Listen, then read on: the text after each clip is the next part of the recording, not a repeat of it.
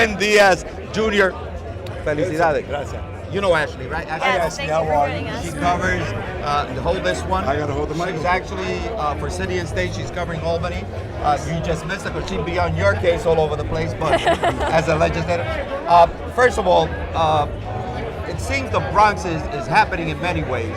And I know you're happy. I know that smile. I can see it. It's like It feels good. It feels good.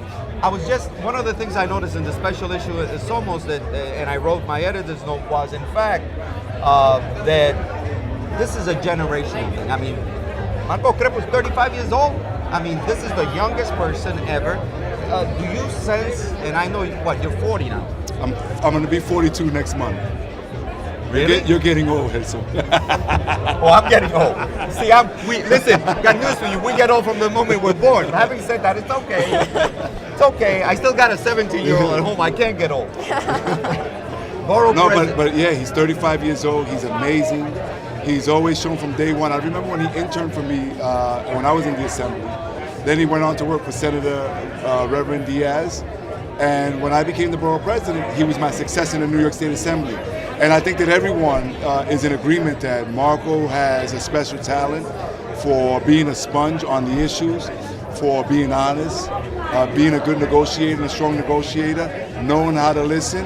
And he provides this certain quality of leadership that is also attracting many of the young people that we need so badly in state government, that we need so badly in the Latino community to get involved. And he's the right person at the right time, and we're all so proud of him. I think that, what we're trying to do, and I think he's on board, is take SOMOS and really get things out of it. Not just come down here, have a little fun, but like really come out with great ideas about how to change the way New York State treats minorities. Well, we always got to have fun, though. Yes, No, that's what we do as Latinos. But yeah, I think he's of the same mindset. Right. What we also have to realize is that he can't do it alone. No, of course. So we all have to come together. Tomorrow we're going to have a number of different workshops. And when you look at the members of the task force, they're all buying into the same mindset, which is how do you come out of here with a white paper, with a piece or pieces of legislation, making sure that the governor, that the leadership understands that there are certain things that we merit, that we deserve. And if there's somebody who's going to be able to do that, it's Marco. So I think that the best is yet to come, and you're going to see good things come out of this weekend and come out of the leadership of Marcos Crespo. You've been in the Assembly. You were a member of the Assembly 13? Almost 13 years. 13 years, right? 12 and a half years. So I'm not that old. I remember exactly what you did. But having said that, what do you see now? Has the legislature advanced, even though the high percentage was actually elected after 2009, 40-something percent? Right. Do you see changes, generational, see attitude, or is it still the same game being played? The games are played with budgets. I know there's a new speaker who hails from the Bronx also, but actually, do you see something new here, or is it still the same game of white guys in a room? Now there isn't a white guy, there's one black guy. But No, well, you have to start with Speaker Hasty. That's the number one change that you see with the Assembly. I think more and more of the membership is starting to realize that they have a speaker who's really trying to put their interests and trying to be the speaker for the entire state of New York. When you look at the young members, whether they're Latinos or not, the level of energy, the level of intellect, I think there's robust debates happening on myriad different issues. And when I was in the Assembly, unfortunately, it was more like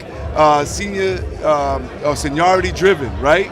And there were times where you try to get your 2 cents in there, but I think that there's more of an equity in what the speakers and who the speaker's trying to hear from, and the different agendas, and it's just this vibrant new level of energy, and it's always good for the people of the state of New York.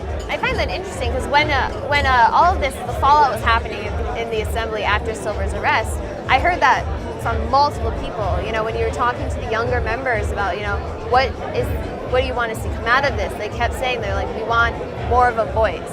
There's a lot of us, and it's very top to bottom leadership. I've heard that a lot. And I think that's exactly what they were voted for. That's exactly what they got with Speaker Hasty. And again, I think the best is yet to come. He's already proven to be a tough negotiator when he needs to be. He's proven to be a good ally with the governor when he needs to be.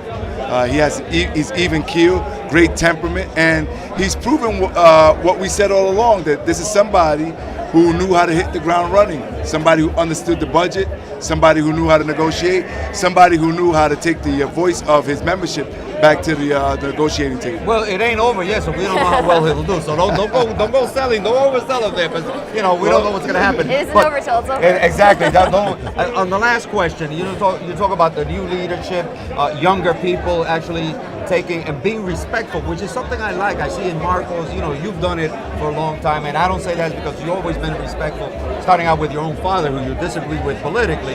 But having said that, I bring greetings because I was on the phone with her on speakerphone with Gail Badillo because she was talking she couldn't make up here, and I thought I was going to. Gail Badillo being the widow of Herman Badillo, one of the very historical giant, the one who, look, if you have Somos you can't get to Somos El Futuro, you can't get to Angelo Del Toro, you cannot get to Olga Mendez, you cannot get to Helena Valentin, and all of these giants that opened the doors for all of us without getting to Herman Badillo. Herman Badillo became the Bronx Borough president in 1965. Gerson, you know that at that time, there was a powerhouse Jewish community politically.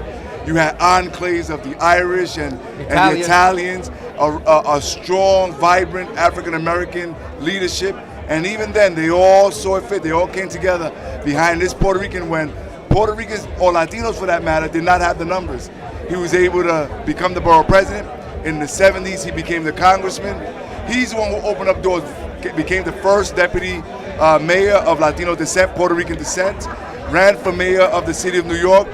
He's just a giant, and this is what it's all about. It's about not only paying homage, not only about planning for our future, but paying homage to those who sacrificed so that we could be here today. You had a particular recognition that you're doing with him up here in Somos. What are you doing? You got to stay tuned for that tomorrow night. We're paying tribute to him during the gala. Okay. I hope I can do him some justice, but also in the Bronx, and I stated this in my State of the Borough address, we pushing and we got the support of both U.S. senators, thanks to Chuck Schumer and Kirsten Gillibrand, and the congressional delegation to name the post office, one of the post offices in the Bronx, after Herman Badillo for his federal service.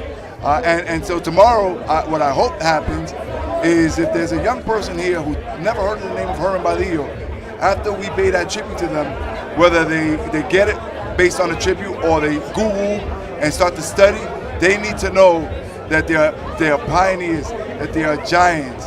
Evelina Antonetti, there's so many people who have paved the way, who have sacrificed for future generations so that we could be here, so that we can say that we're finally at the table.